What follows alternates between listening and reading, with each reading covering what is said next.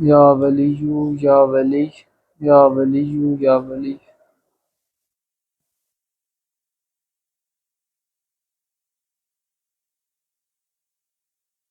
یا ولی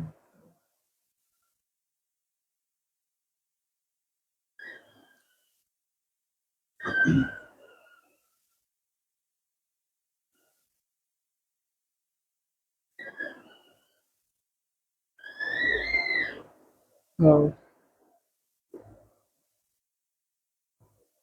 اللہم یا ولی یا ولی یا ولی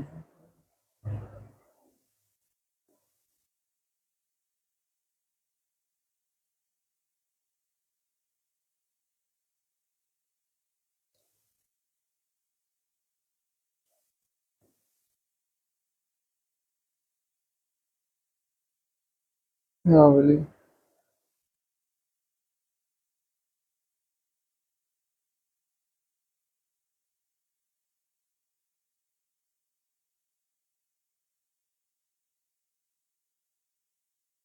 اللہ ولی الذین آمنوا یخرجهم من الظلمات الی النور حقا صلی اللہ علی حبیبہ محمد وآلہ وسلم صلی اللہ علی حبیبہ محمد وآلہ وسلم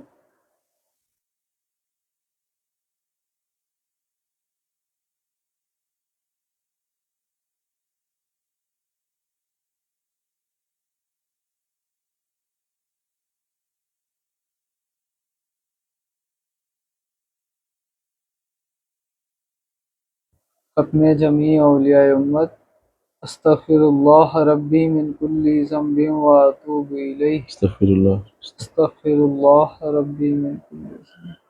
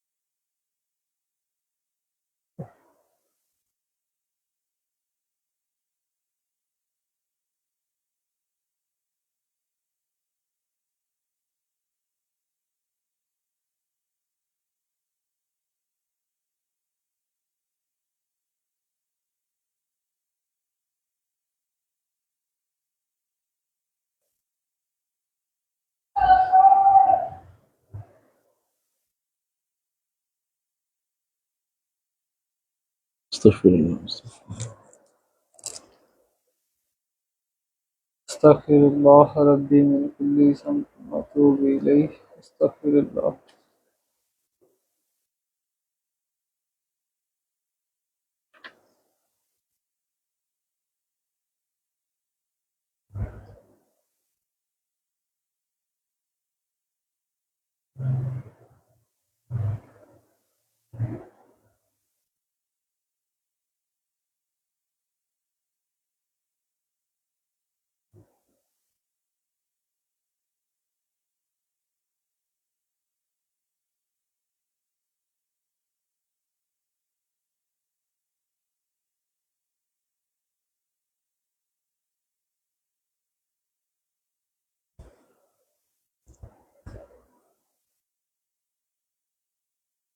استغفر اللہ ربی من کل ذنب واتوب الیہ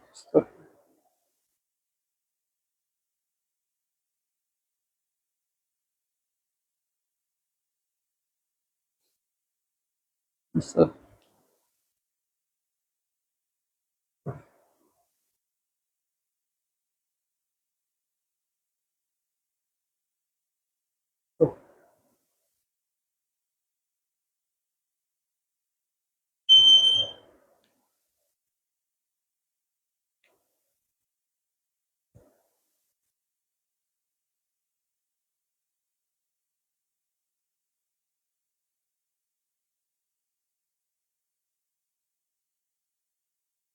استغفر اللہ ربی من کل ذنب واتوب الیہ حقا صلی اللہ علی حبیبہ محمد وآلہ وسلم सल्लल्लाहु अलैहि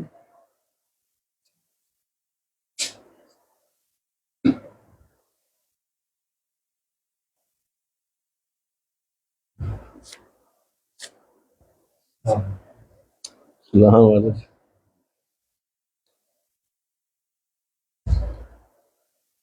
वसल्लम।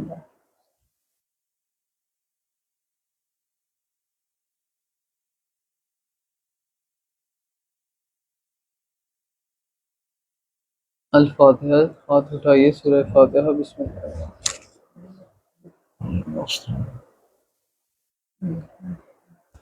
Bismillah.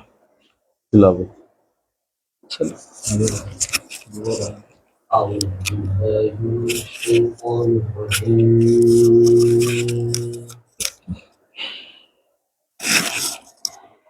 بسم الله الرحمن الرحيم.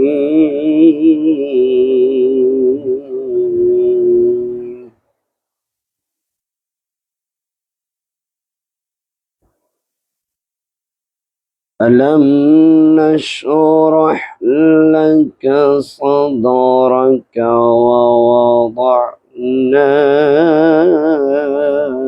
عنك وزرك Allah.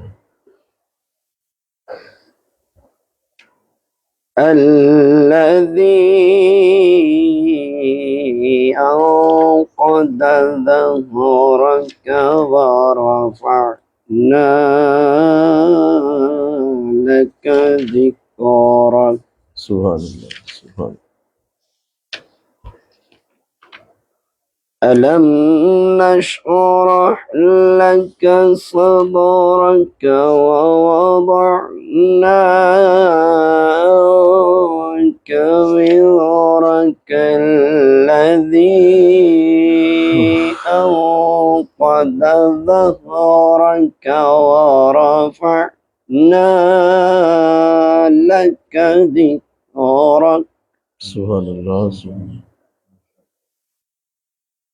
ورفعنا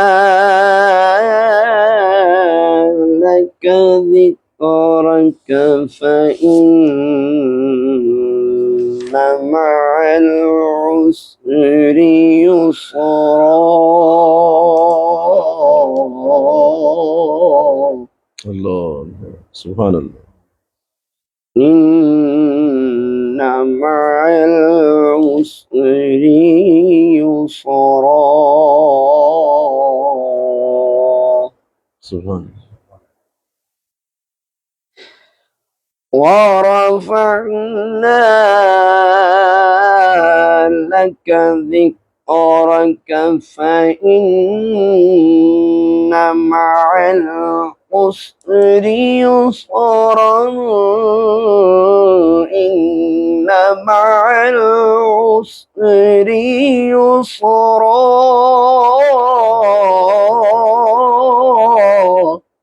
Subhanallah.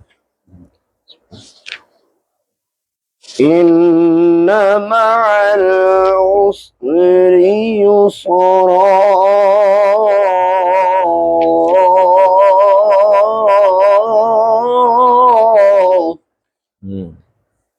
فإذا فرغت فانصب وإلى ربك فارغب. صدق الله العظيم. Nasir sallallahu صلى الله عليك يا Rasul. رسول الله وسلم عليك يا حبيب الله. Subhanallah. मुझ खता कार सा इंसान मदीने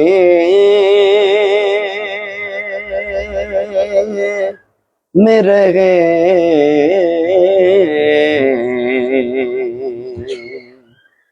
مجھے خطا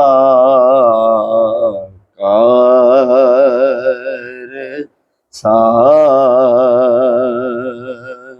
انسان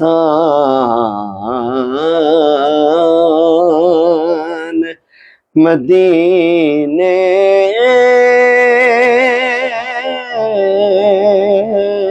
میں رہے بن کے سرکار کا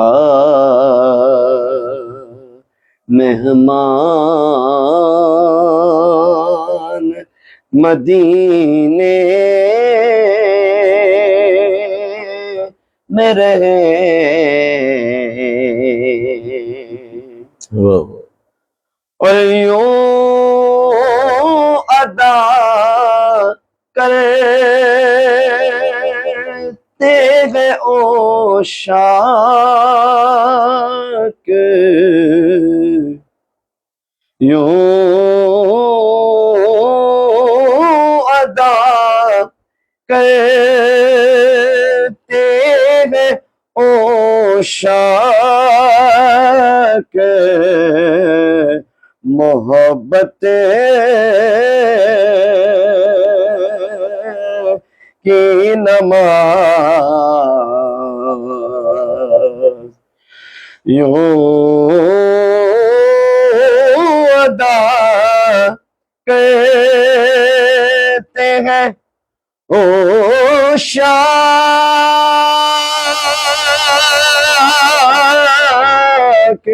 محبت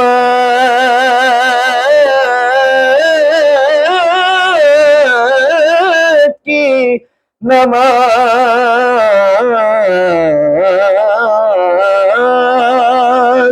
یوں ادا کرتے ہیں عشاق محبت کی نماز کہ سجدہ کعبے میں ہو اور دھیان مدینے میں رہے سبحان اللہ سبحان اللہ ان کی شفقت غم کون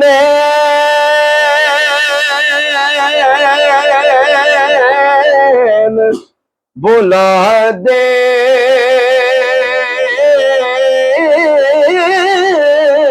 دیتی ہے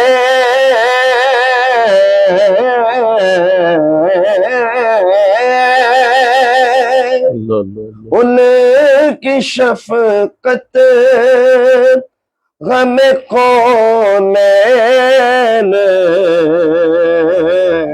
بلا دیتی ہے کہ جتنے دن آپ کا مہمان مدینے میں رہے اور یاد آتی ہے اللہ اللہ اللہ یاد آتی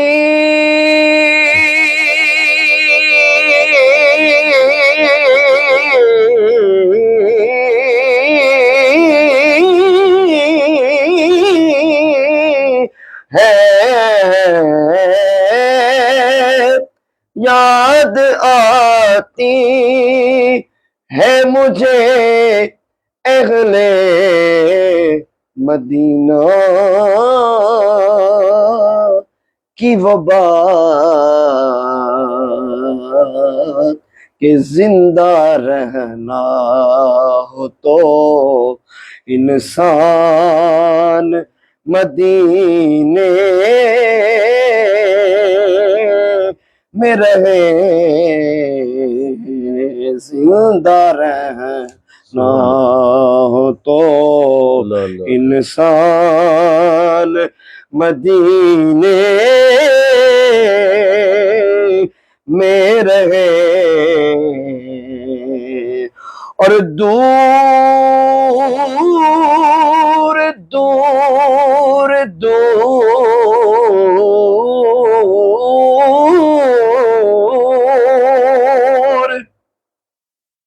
دور رہ کر بھی اٹھاتا ہوں حضوری کے مزے اللہ دور رہ کر بھی اٹھاتا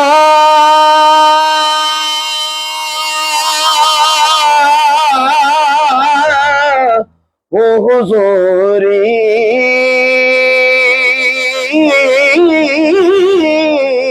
کے مزے دور رہ کر بھی اٹھاتا ہوں حضوری کے مزے کہ میں یہاں اور میری جان مدینے میں رہے چھوڑ آیا ہوں سبحان اللہ چھوڑ آیا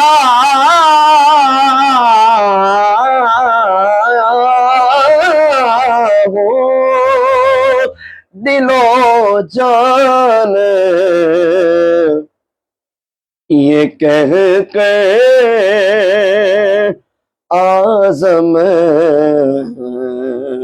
ہائے ہائے اللہ اللہ چھوڑ آیا ہو دل و جان یہ کہہ کے اعظم چھوڑ آیا وہ دل و جان یہ کہہ کے اعظم کہ آ رہا ہوں میرا سامان مدینے میں رہے آ رہا ہوں میرا سامان مدینے میں رہے مجھ خطا کا ماشاءاللہ بہت خوب ماشاءاللہ بسم اللہ الرحمن الرحیم الحمدللہ رب العالمین والعاقبۃ للمتقین والصلاة والسلام علی سید الانبیاء والمرسلین قال اللہ تعالیٰ فی الکلام المجید بسم اللہ الرحمن الرحیم لقد کان لکم فی رسول اللہ اسوۃ حسنہ صدق اللہ العظیم مل کے پڑھیے الصلاۃ والسلام علیک یا رسول اللہ وعلی آلک واصحابک یا سیدی یا حبیب اللہ الصلاۃ والسلام علیک یا رحمۃ للعالمین وعلی آلک واصحابک یا سیدی یا خاتم النبیین نہایت ہی معزز و محترم حاضرین و سامعین الحمدللہ یہ ہمارا ماہانہ دس ضیاء النبی صلی اللہ علیہ وسلم کا مبارک سلسلہ ہے جو ربیع الاول کی مصروفیات کے بعد آج سے دوبارہ شروع ہو رہا ہے اور اس پہ میں اللہ کا شکر ادا کرتا ہوں کہ جان عالم صلی اللہ علیہ وسلم کے خوبصورت زندگی کے معاملات اور آپ کی سیرت کا ذکر جو کہ بہت ہی لازم و ملزوم ہے ایک مسلمان کے لیے کہ وہ جانے کہ حضور کی سیرت کیسی تھی اور آقا الاسلام کی زندگی کے معاملات کیسے رہے، تو یہ ضیاء النبی کی اعلیٰ تصنیف سے سبکن پڑھنے کا خوبصورت طریقہ اور خوبصورت جو اسلوب ہے وہ اللہ نے ہمیں عطا کیا کہ ہم یہاں اپنی گفتگو کم سے کم کرتے ہیں اور جو کتاب میں لکھا ہے اس کو زیادہ پڑھنے کی طرف غور کیا جاتا ہے۔ پچھلے درس میں بیعت عقبہ ثانیہ کی گفتگو شروع ہو چکی تھی، اور آقا دو جہاں جان عالم صلی اللہ علیہ وسلم آپ کا مدینہ شریف کی طرف آنے سے پہلے جو حالات اور جو واقعات تھے وہ اس میں پیش کیے گئے ہیں۔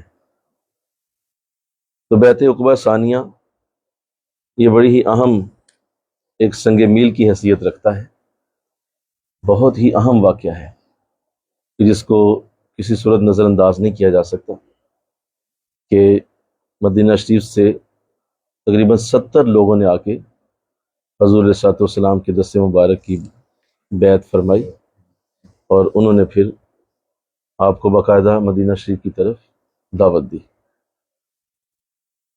کیونکہ اس بیعت کا معاملہ بڑا نازک تھا، یہ معاہدہ سنگین نتائج کا حامل تھا، اس لیے حساس مزاج لوگوں نے بار بار انصار کی توجہ اس کے نتائج کی طرف مبذول کرائی کہ تم یہ جو معاہدہ کر رہے ہو حضور کو بلانے کا، اس پہ بار بار توجہ کر لو، اور وہ نتائج جو بعد میں آنے والے تھے، تاکہ انصار کوئی ختمی فیصلہ کرنے سے پہلے بار بار اس پہ غور کر لیں، غور کر لیں پہلے کہ دیکھو تم بہت بڑا معاہدہ کر رہے ہو، تم حضور کو اپنے پاس بلا رہے ہو، عجلت میں یا وقتی جوش سے مغلوب ہو کر کوئی ایسا قدم نہ اٹھائیں جس سے ان کی رسوائی ہو، کہ بعد میں حضور کو رسوا ہونا پڑے۔ تم لوگوں نے بڑا جوش دکھایا اور بڑی اپنی طرف سے وفاداری کا یقین دلایا، اور اب وہ جب آ جائیں تو اس کے بعد تمہاری طرف سے کچھ کمی آ جائے تو اس سے ان کی رسوائی ہو۔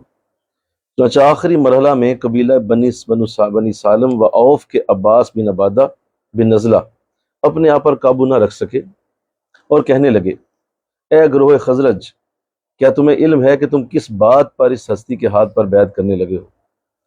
انہوں نے کہا، نعم، ہمیں اچھی طرح علم ہے۔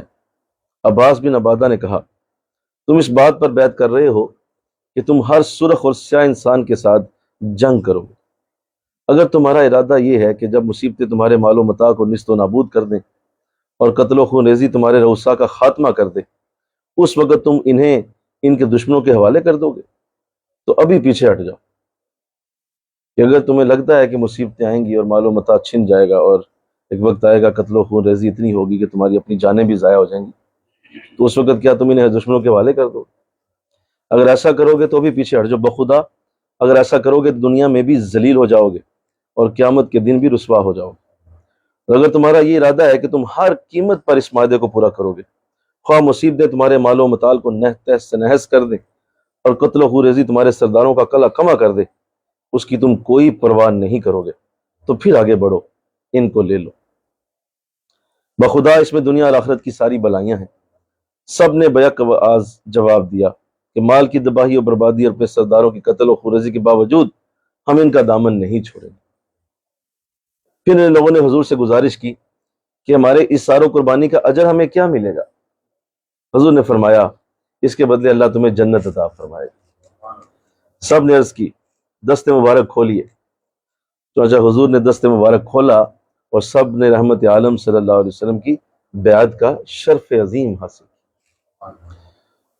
تو یہ وہ خوبصورت وقت تھا کہ جو پہلے ساری بات کر لی گئی کہ جوش و جذبات اپنی جگہ، محبت رسول اپنی جگہ، لیکن ریالٹی از ریالٹی۔ جب حقیقت سامنے آتی ہے اور بڑے بڑے دکھ سامنے آتے ہیں، پریشانیاں آتی ہیں، تو بڑے بڑوں کے قدم لڑکھڑا جاتے ہیں اور بڑے بڑے اس وقت پیچھے ہٹ جاتے ہیں کہ نہیں بھائی، ہم تو صرف پھل کھانے کے لیے حضرت صاحب کے ساتھ چلے ہیں، یہ جو مصیبتیں پریشانیاں ہیں یہ ہم سے نہیں دیکھی جاتی، یہ آپ خود ہی کریں، حضرت صاحب خود ہی برداشت کریں اسے۔ تو لہذا جوش میں آ کے جو ہے وہ ساتھ چل پڑنا، اور بعد میں جب مصیبتیں اور پریشانیاں آئیں، دکھ آئیں، اور جب کوئی ٹینشن آ جائے تو اس وقت محبت بھی کم کر دینا اور پیچھے ہٹ جانا، اور پیار کا انداز بھی تھوڑا مٹھا کر دینا کہ نہیں یار یہ تو بہت مشکل کام ہے۔ تو یہ نسلی لوگوں کا کام نہیں۔ نسلی بندہ وہ ہوتا ہے جو اس سے بہت اوپر چلتا ہے، وہ کہتا ہے کہ جب ایک دفعہ ہاتھ دے دیا تو دے دیا، اب اس میں دوسری کیا رائے ہے؟ تو یہ بہت بڑا واقعہ ہے کہ جب ان لوگوں نے اس بات کا اظہار کیا کہ چاہے ہمارے مال و متال اور ہماری جانیں بھی اس میں نکل جائیں، ہمارے سرداروں کا بھی اگر خاتمہ ہو گیا، پھر بھی ہم حضور کا ساتھ نہیں چھوڑیں۔ تو یہ ایک بڑی عقل مندانہ اور فراست سے بھرپور گفتگو ہے جو ان لوگوں سے کی گئی، اور آخری لیول پہ لے جا کے فیصلہ کروایا گیا کہ بھائی ابھی بھی وقت ہے، پیچھے ہٹ جاؤ، یہ خود ہی نبی ہیں، رسول ہیں، کوئی نہ کوئی ان کا راستہ کھل ہی جائے گا، لیکن تم لوگ ساتھ مل رہے ہو تو تمہارا معاملہ کہیں دنیا اور آخرت دونوں میں خراب نہ ہو جائے۔ تو ان کے یہ خلوص و جذبات کا اظہار، اس کو سیرت نگاروں نے اپنی کتب سیرت میں محفوظ کر لیا تاکہ آنے والی نسلوں کے لیے سرمایہ ہدایت ثابت ہو۔ سیرت نگار چند انصار کے جذبات کو یہاں نقل کرنا میرے لیے باعث سرمایہ سعادت ہے۔ آپ فرما رہے ہیں کہ میں ان کے کچھ الفاظ یہاں لکھنا چاہتا ہوں جنہوں نے وہاں وہ الفاظ کچھ بولے تھے۔ بیعت کرتے وقت ابو الہیثم نے عرض کی، یا رسول اللہ، میں اس بات پر حضور کی بیعت کرتا ہوں جس پر بنی اسرائیل کے 12 نقیبوں نے حضرت موسیٰ کی بیعت کی تھی۔ 12 نقیبوں نے بھی یہی کہا تھا، انہوں نے کہا تھا جی ہم مرتے دم تک ساتھ۔ عبداللہ بن رواحہ نے عرض کیا، یا رسول اللہ صلی اللہ علیہ وسلم، میں اس بات پر حضور کی بیعت کرتا ہوں جس پر 12 حواریوں نے حضرت عیسیٰ کی بیعت کی۔ 12 نقیبوں نے حضرت موسیٰ کی بیعت کی، 12 حواریوں نے حضرت عیسیٰ علیہ السلام کی بیعت کی۔ اسد بن زرارہ نے گزارش کی، یا رسول اللہ صلی اللہ علیہ وسلم، میں اللہ کی بیعت کرتا ہوں، پھر آپ کی بیعت کرتا ہوں اس بات پر کہ میں اپنا عہد وفاداری پورا کروں گا اور آپ کے نصرت کے سلسلہ میں اپنے قول کی اپنے عمل سے تصدیق کروں گا۔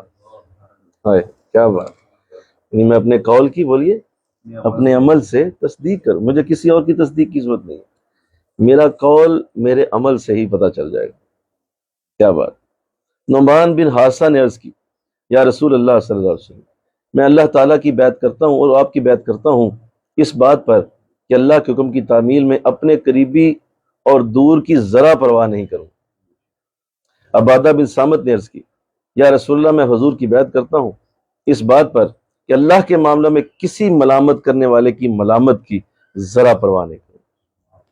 کیا بات، مجھے یہ الفاظ بڑے پسند آئے، کسی ملامت کرنے والے کی ملامت کی کوئی پرواہ نہیں کروں، کہ کوئی بھی مجھے کچھ بھی کہتا رہے، تم نے غلط فیصلہ کر لیا، تم کدھر چلے گئے، تم کدھر نکل گئے، دیکھو کتنی سخت اب مصیبتوں میں تم گر گئے ہو، پیچھے ہٹ جاؤ، بھی وقت ہے، واپس آ جاؤ گا، کسی کی کوئی پرواہ نہیں۔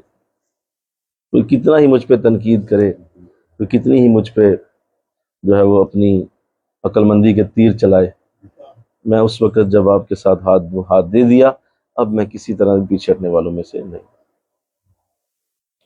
یہ بہت بڑی بات ہے کہ جب آپ، اصل میں مسئلہ یہ ہوتا ہے کہ ہمارے چونکہ زندگی میں ان چیزوں سے ہم نہیں گزرے ہوئے، اور ہماری زندگیوں میں ان چیزوں کا کبھی کوئی وقت آیا ہی نہیں، لہذا ہم ان چیزوں کو اس طرح سمجھ نہیں پاتے، نہ ہماری تو سادہ سی زندگیاں ہیں، صبح اٹھے شام ہوئی، شام ہوئی صبح ہوئی، رات ہو گئی، اسی کو جینے کے لیے لوگ مرے جا رہے ہیں، حالانکہ بالکل سادہ سی زندگی ہے، کوئی ایسا ایشو نہیں ہے، صبح اٹھو شام ہو جائے گی، شام ہو جائے گی، صبح ہو جائے گی، وغیرہ، وہ یہی زندگی کے معاملات۔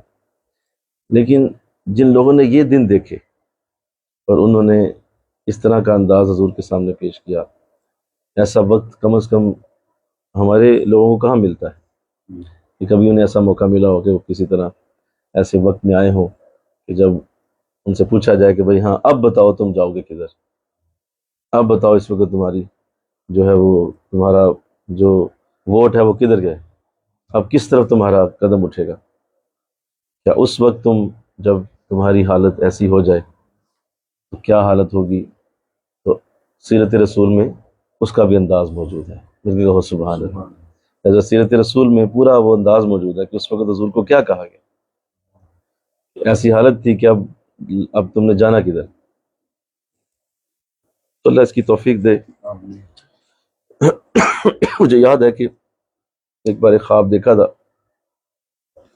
اور یہ بیعت کے شاید دوسرے یا تیسرے سال کی بات ہوگی، تو خواب میں کیا دیکھتا ہوں کہ سورج جو ہے، ایک بہت بڑی بلڈنگ پہ میں کھڑا ہوں، اور سورج جو ہے وہ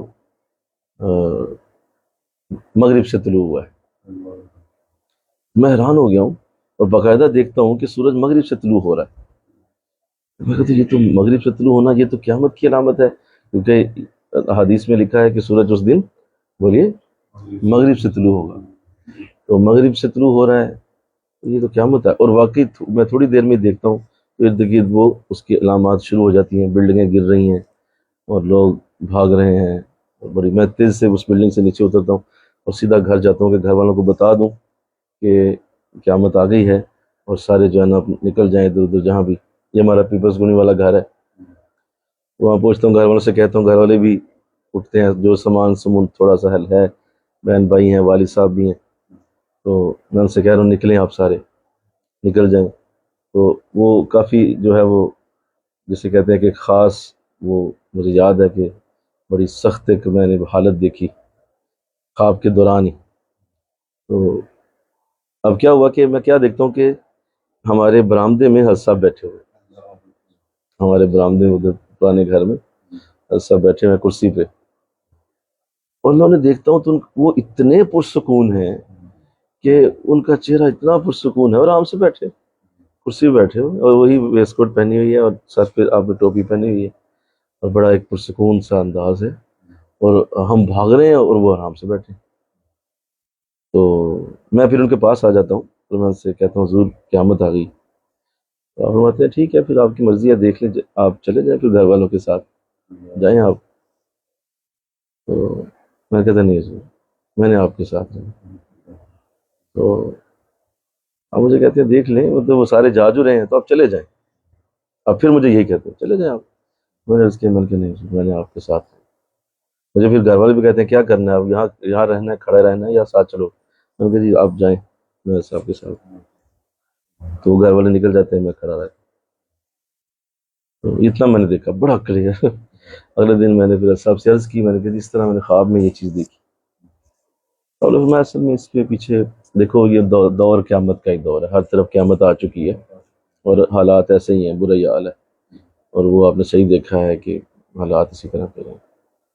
باقی اس لیے تھا کہ اصل میں اللہ پہلے ہی یہ دکھانا چاہ رہا تھا کہ جانا کدھر ہے، کس طرف کا رخ ہونا چاہیے۔ لہٰذا وہ آپ نے دیکھ ہی لیا ہے، میں اس میں کیا عرض کر سکتا ہوں، خواب آپ نے دیکھی ہے، میری تھوڑی خواب ہے، آپ نے خود دیکھی۔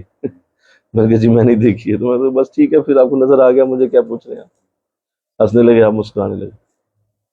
تو ایسا نا لائف میں کبھی وقت آئے تو اس وقت سمجھ آتی ہے کہ آپ نے کیا ڈیسیژن لینا ہے، ورنہ اس سے پہلے تو آپ براہ ایسے ہی دیکھ رہے ہوتے ہیں، اچھا یار بڑا اچھا معاملہ ہے، بڑا اچھا معاملہ، اور بڑے بڑے پھر اس وقت بھاگ جاتے ہیں، بڑے بڑے نکل جاتے ہیں، کوئی بھی پاس پھٹکتا بھی نہیں ہے، اور کوئی بھی اس وقت قریب آنے کی جرت بھی نہیں کرتا۔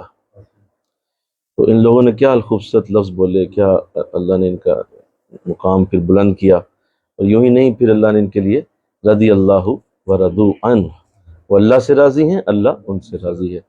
یہ الفاظ صحابہ کرام کے لیے ایسے نہیں اتارے گئے، کیونکہ انہوں نے وہ وقت دیکھے ہیں، ان وقتوں کو دیکھ کے انہوں نے عمل کیے ہیں، یہ کوئی لفظی لوگ نہیں تھے۔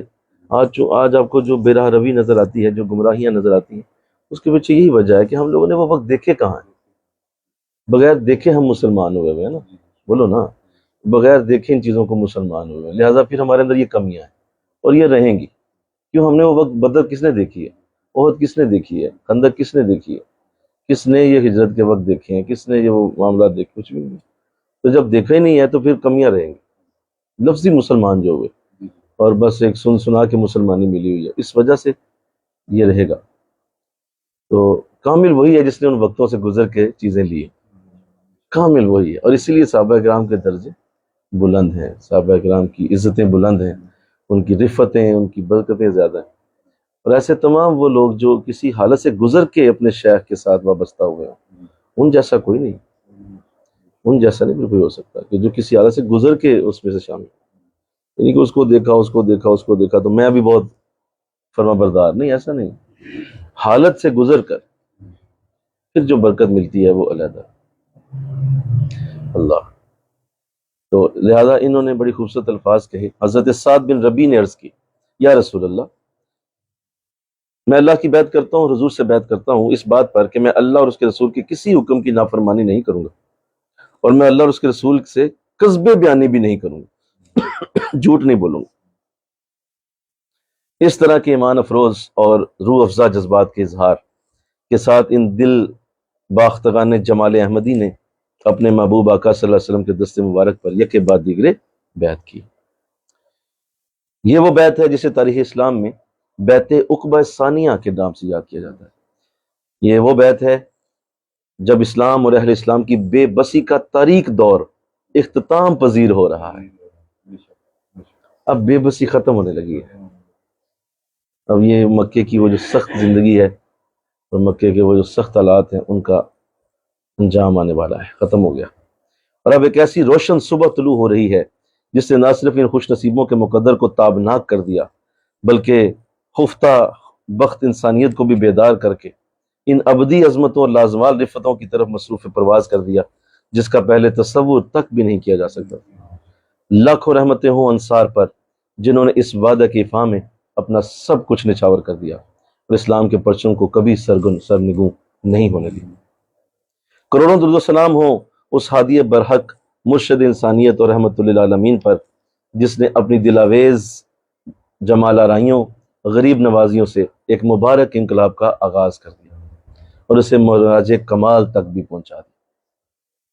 اللہ اب اس کے بعد کچھ حالات جو پیش آئے، کیونکہ یہ تو بیعت ہو گئی۔ جب تمام جان سران انسان نے بیعت کر لی تو حضرت عباس بن عبادہ ایک انصاری نے گزارش کی، یا رسول اللہ، اس ذات کی قسم جس نے حضور کو حق کے ساتھ مبعوث فرمایا ہے، اگر حضور کی اجازت ہو تو ہم کل صبح مینا میں اکٹھے ہونے والے مشرکین پر اپنی تلواروں سے حملہ نہ کر دیں۔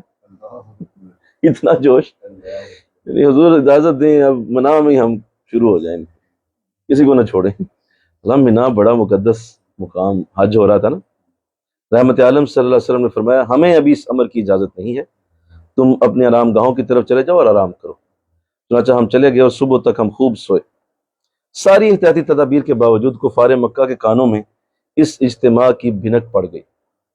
جب صبح ہوئی تو ہم کیا دیکھتے ہیں کہ مکہ کے رؤسا ہمارے خیموں کی طرف آ رہے ہیں۔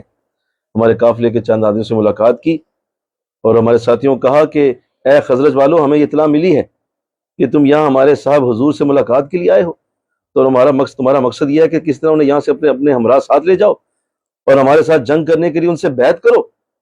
یعنی ساری باتیں پہنچ گئی، ساری باتیں وہاں میں پہنچ۔ بخدا عرب میں جتنے قبیلے بستے ہیں ان میں سے کسی کے ساتھ جنگ کرنا ہمیں اتنا ناپسند نہیں جتنا تمہارے ساتھ جنگ ناپسند ہے۔ یعنی کہ تمہارے ساتھ جنگ نہیں ہم کرنا چاہتے، لیکن تم نے یہ کیا کر دیا ہے، ہمیں پتہ چلا کہ ایسا ہو رہا ہے۔ اتفاق سے ہمارے قبیلے کے جن لوگوں سے ملاقات ہوئی تھی وہ یثرب کے مشرکین تھے اور ہمارے ساتھ حج کے لیے آئے تھے۔ انہوں نے قسمیں کھا کھا کر اس اطلاع کی تردید کی۔ انہوں نے یقین دلایا کہ ہمارا قطن اس مقصد کے لیے ایسا نہیں ہے، نہ ہم یہاں اس لیے آئے ہیں، ہم تو حج کرنے آئے ہیں۔ یہ لوگ واقعی اپنی جگہ سچے تھے، انہیں نہ تو اس اجتماع کی شرکت کی دعوت دی گئی تھی اور نہ ہی انہیں ایسا ہوا تھا، نہ یہ وہاں موجود۔ وہ واقعی ان تمام واقعات سے بے خبر تھے، اس لیے وہ اس پوری قوت کے ساتھ اس کی تردید کرتے رہے۔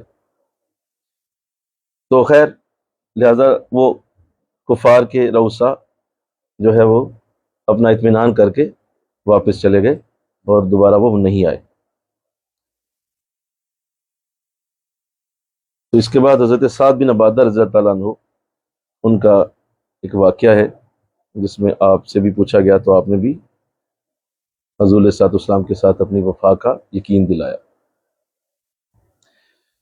حج کے بعد قافلہ کی یثرب واپسی۔ اب یہ قافلہ واپس جانے لگا ہے، جو یہ حضور سے بیعت کی جنہوں نے، اور یہ واپس مدینہ جانے لگے ہیں۔ جب انصار حج کے بعد رحمت عالم صلی اللہ علیہ وسلم کا توقع غلامی اپنے گلے میں ڈال کر یثرب واپس آئے تو اب انہوں نے ساری مصلحتوں اور ان کے تقاضوں کو پس پش ڈال دیا اور خوب کھل کر اسلام کی تبلیغ شروع کر دی۔ نوجوان طبقے کی اکثریت نے تو اسلام قبول کر لیا۔ کئی ایسے بوڑھے بزرگ تھے جو اپنی پرانی ڈگر پر جمے ہوئے تھے، نہ انہیں نور حق نظر آتا تھا اور نہ انہیں حق کی صدائے دل نواز سنائی دیتی تھی۔ اس زمانے میں ایک عجیب و غریب واقعہ پیش آیا، سنیے۔ انہی بوڑھوں میں سے ایک بڑی سختی کے ساتھ کفر و شرک پر ڈٹے ہوئے تھے، اس کا نام تھا عمر۔ اس کا بیٹا معاذ تھا جو اسلام لا چکا تھا۔ اور وہ ان 70 خوش نصیبوں میں شامل تھا جنہوں نے بیعت عقبہ ثانیہ میں شمولیت کا شرف حاصل کیا۔ اس کا باپ عمر بہت عمر رسیدہ ہونے کے ساتھ ساتھ اپنے قبیلہ بنی سلمہ کا رئیس بھی تھا، لیکن یہ مشرک تھا۔ اس نے اپنے لیے لکڑی کا ایک بت بنوا کر اپنے گھر میں سجا رکھا تھا، اور اس بت کا نام لات تھا۔ وہ ہر وقت اس کی پوجا پاٹ میں لگا رہتا۔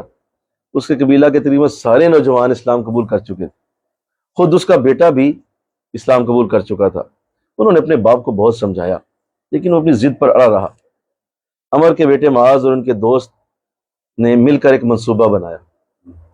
جب رات کا اندھیرا خوب گہرا ہو جاتا، گھر والے سو جاتے، ہر طرف سناٹا چھا جاتا، تو وہ دونوں دبے پاؤں وہاں جاتے جہاں وہ بت رکھا ہوتا، اسے اٹھا کر باہر لاتے، پھر اسے لے جا کر بنی سلمہ کے قبیلہ کے ایسے کنویں میں اوندا کر کے پھینک دیتے جو کوڑے کرکٹ اور گندگی سے بھرا ہوتا۔ عمر جب صبح بیدار ہوتا تو اپنے معبود کی پوجا پاٹ کے لیے وہاں جاتا جہاں وہ اسے بڑے احترام سے رکھتا تھا۔ جب وہ اپنے بت کو وہاں نہ پاتا تو زور زور سے چیختا، تمہارا خانہ خراب، آج رات کو کس نے ہمارے خدا پر زیادتی کی ہے؟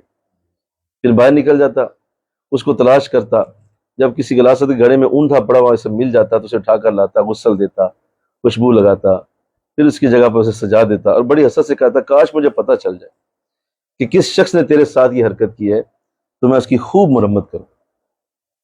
اب ہر روز اس کے خدا کے ساتھ یہی ہونے لگا۔ وہ بیچارہ صبح سویرے منہ اندھیرے اپنے خدا کو ڈھونڈنے نکلتا، کبھی کسی گندے کنویں میں، کبھی غلاظت کے کسی لت پت کے منہ کے بل گرا ہوتا، اسے ملتا، اسے اٹھا کر لاتا، دھوتا، عطر سے معطر کرتا۔ آخر وہ تنگ آ گیا۔ ایک روز اپنی تلوار لے آیا اور بے نیام کر کے اسے گلے میں لٹکا دی اور کہنے لگا، بخدا میں نہیں جانتا کہ تیرے ساتھ کون یہ حرکت کرتا ہے، اگر تجھ میں کوئی بلائی ہے تو یہ تلوار تمہارے پاس ہے، اس کے ذریعے اپنا دفاع کرو۔ جب رات آئی اور ہر طرف اندھیرا چھا گیا، وہ نوجوان آ گئے، انہوں نے اس کے گلے میں حمایل تلوار اتار لی، پھر مرے ہوئے کتے کو گھسیٹ کر لے آئے، اس کے ساتھ اس کو باندھ دیا، پھر اسے کھینچ کر ایک ایسے کنویں میں پھینک دیا جس میں انسانی بول و براز کے ڈھیر لگے ہوئے تھے۔ صبح ہوئی، عمر جاگا، اپنے بت کی پوجا کے لیے وہاں گیا۔ اسے یقین تھا کہ آج رات ننگی تلوار اس کے پاس تھی، آج کسی گستاخ کو اس کے قریب جانے کی ہمت نہیں ہوگی، اور اگر کسی نے ایسی جرت کی ہوگی تو آج اس کی لاش خون میں لٹتی ہوئی ملے گی۔ وہاں پہنچا تو بت وہاں نہیں تھا، ادھر ادھر دیکھا، کسی کی لاش تو کیا کسی کے خون کے قطرے کا بھی وہاں نشان نظر نہیں آیا۔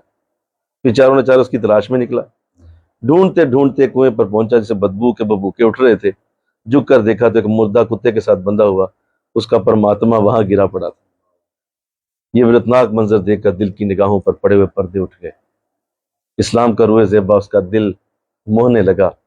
اس نے کفر و شرک سے برات کا اعلان کرتے ہوئے کلمہ شہادت پڑھا اور اسلام میں شامل ہو کر اپنی نجات کا اہتمام۔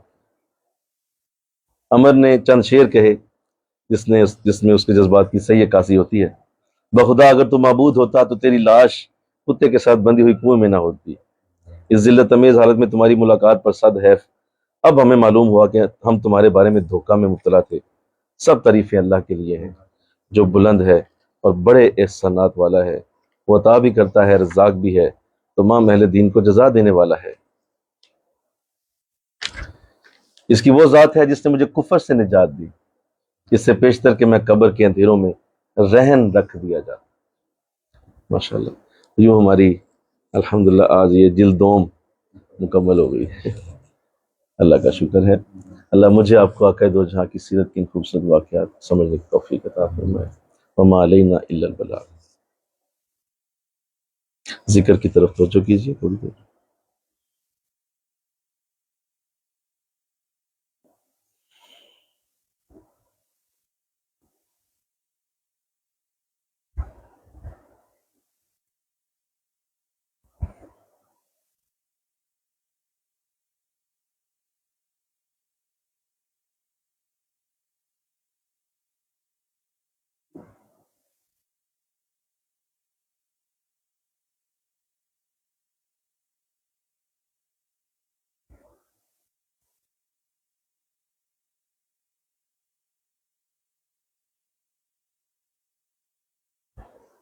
لا الہ الا اللہ محمد رسول اللہ صلی اللہ علیہ وسلم۔ آمین۔ اللہم صلی علی سیدنا مولانا محمد وعلی آل سیدنا مولانا محمد وبارک وسلم۔ الہ العالمین قبول فرما۔ ہماری پوری جلد دوم آج جام نبی کی مکمل ہوئی۔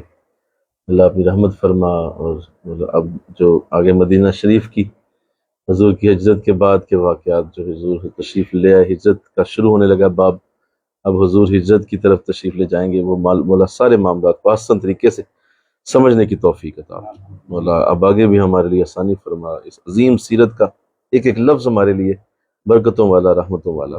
مولا جتنے ساتھی اس میں شامل ہیں، خاص طور پہ ہمارے میزبان، سب کو مولا سلامتیاں اور برکتیں عطا فرما۔ وصلی اللہ